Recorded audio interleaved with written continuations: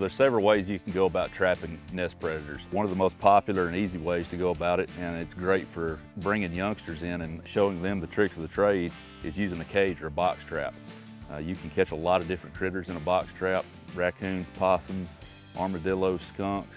A lot of these nest predators are pretty easy to trap in a box trap. They're easy to carry around. You can stack several of them in the back of the truck and create a spot down around creeks and places these little guys like to travel. Another really good way to trap, especially raccoons, tend to be the worst on turkey nests, is a coon cuff. Coon daggers, often referred to as a dog-proof trap. And what these are is a very simple trap that's made to catch almost exclusively coons, mostly because they're so curious they've got to stick their hand off in something that they think there's some bait and food in. A lot of times your possums are a little bit too lazy. They may steal the bait out of the top of the trap, but they don't reach far enough in there to trigger it. So these dog-proof traps work really well alongside your cage traps, especially if you're in an area where you might run upon some stray dogs, stray house cats, non-target animals that you don't really want to trap and you want to be able to set them free without any harm. These and a cage trap are perfect.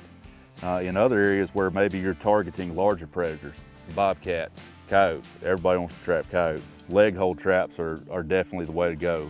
There's a lot of brands out there, a lot of different styles. No right or wrong way to choose which ones you're gonna get. But what I do tell people to do is check your regulations, because some states have laws on how big of a trap you can use. This is one of my favorite traps. This is a Duke 4-coil, number 4. It's awesome on coyotes. I've caught a lot of coyotes over the years on a 4-coil. They're extremely strong, very fast, and they set up really nice. What you want to pay attention to is using a trap too small. You see the plate on this one is very bent up. If you catch a mid-30 to lower 40-pound coyote in a smaller trap like this, they can wreck them.